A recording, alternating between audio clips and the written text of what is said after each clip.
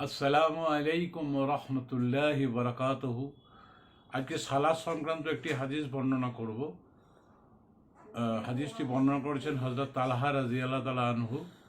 ইসলাম সম্পর্কে একজন লোক, তার চুলগুলো এলোমেলো বিক্ষিপ্ত, রাসূলুল্লাহ সাল্লাল্লাহু আলাইহি ওয়াসাল্লামের কাছে এলেন এবং গুনগুন করে কি বলছিলেন। তারপরে একটু অনেক কাছে এসে জিজ্ঞেস করলেন, ইসলাম সম্পর্কে আমাকে কিছু বলুন।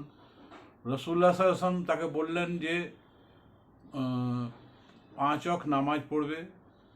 তখন সেই লোকটি রাসূলের সঙ্গে জিজ্ঞেস করলো, এর চেয়ে বেশি কিছু আমার করার আছে কি? বলে, হ্যাঁ করতে পারো, যদি তুমি নফল সালাত আদায় করতে পারো। আচ্ছা, এরপর আমার জন্য কি কর্তব্য?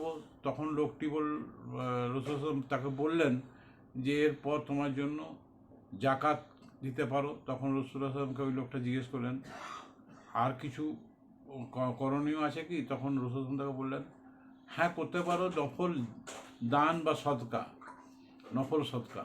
তখন রাসূলুল্লাহ সাল্লাল্লাহু আলাইহি ওয়াসাল্লাম কাছ থেকে লোকটা শুনলো এবং এটা বললো যে আমি এর থেকে কিছু কমও করবো না, এর থেকে বেশিও কিছু করবো না। লোকটা এটা বলে চলে গেল। তখন রাসূলুল্লাহ সাল্লাল্লাহু আলাইহি ওয়াসাল্লাম তার উদ্দেশ্যে বললেন যে যদি এই লোকটা এইভাবে সব কিছু করে তাহলে সে সফল হয়েছে। আলহামদুলিল্লাহ, খুব সুন্দর হাদিসটি, আমাকে ভালো লেগেছে তাই বললাম। এখন আমি সহজ দিন চ্যানেল থেকে বলছি। হাদিসটি মুসলিম শরীফ থেকে বর্ণিত, হাদিস নম্বর 8।